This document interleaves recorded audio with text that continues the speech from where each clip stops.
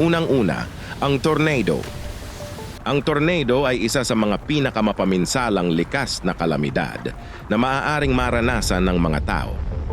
Ito ay binubuo ng isang malakas at umiikot na hangin na may kakayahang magdala at maglipad ng malalaking bagay tulad ng mga sasakyan, hayop at kahit mga bahay. Madalas itong nagmumula sa malalakas na thunderstorms. Ang mainit at malamig na hangin na nagtatagpo sa ibabaw ng ating atmosphere ay nagiging sanhi ng pag-ikot ng isang mas mabilis na hangin sa kalangitan. Kapag naging sapat na ang enerhiya mula sa paligid ng atmosphere, ang rotating column of air o ang tornado ay maaaring bumaba at makarating sa ibabaw ng kalupaan. Sa loob ng tornado, ang bilis ng hangin ay maaaring umabot sa higit sa 300 milya o 483 kilometro bawat oras. Ang lakas nito ay sapat upang tanggalin ang mga puno mula sa kanilang mga ugat at wasakin ang matitibay na estruktura. Sa visual, ang tornado ay madalas magkaroon ng funnel shape o hugis na makitid sa baba at malawak sa taas. Ang ilalim ng funnel ay maaaring magkaroon ng contact sa lupa habang ang tuktok nito ay umaabot sa ulap. Ang mga tornadoes ay maaari ring magdala ng iba't ibang panganib tulad ng malalakas na ulan, baha at malalaking hailstones. Ang lakas ng tornado ay maaaring magdulot ng malawakang pinsala at kakayahang maging sanhi ng malakihang trahedya o pagkawala ng maraming buhay. Dahil dito, napakahalaga na maging handa at manatili sa isang ligtas na lugar kapag may banta ng tornado. Ang tornado ay makikita sa maraming bahagi ng mundo pero sikat ito lalo na sa bansang Amerika. Alam nyo ba mga kahuan na parang si tornado ay may kakambal dito sa atin? Parang teleserye lang, may drama, depende sa pinanggalingan. Kung galing siya sa dagat o lawa at nag-decide mag-landfall, artistahin siyang tinatawag na ipu-ipo. Pero kapag sa lupa naman siya nag-perform, mas sikat at kilala siyang buhawi. Aba, parang celebrity lang ang peg, iba-iba lang ang name, depende sa location. Dito sa Pilipinas, mas kilala natin ang tornado bilang buhawi at ipu-ipo. Pero ano nga ba ang kanilang pagkakaiba sa tornado?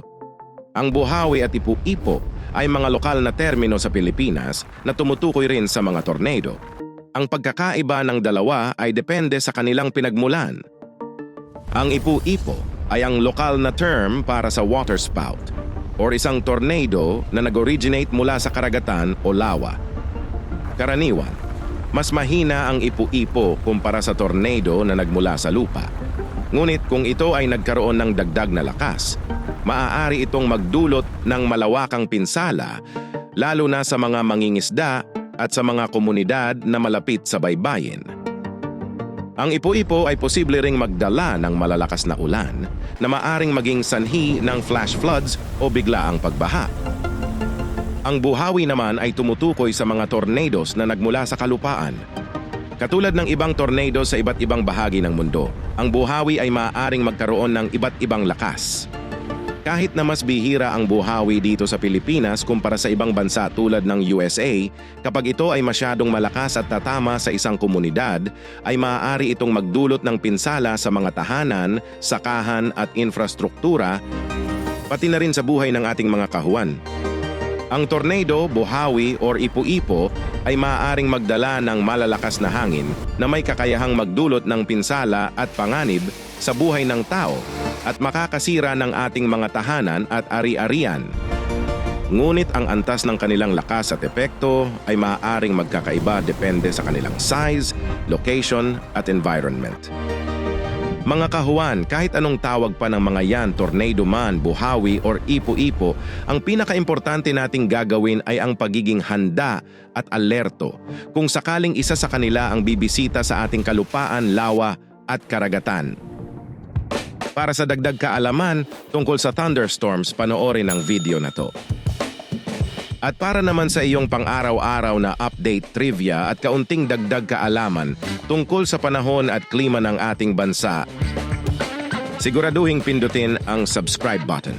At huwag kalimutang i-click ang notification bell para siguradong makakatanggap ka ng notification update sa tuwing may bagong palabas na video ang weather ni Juan.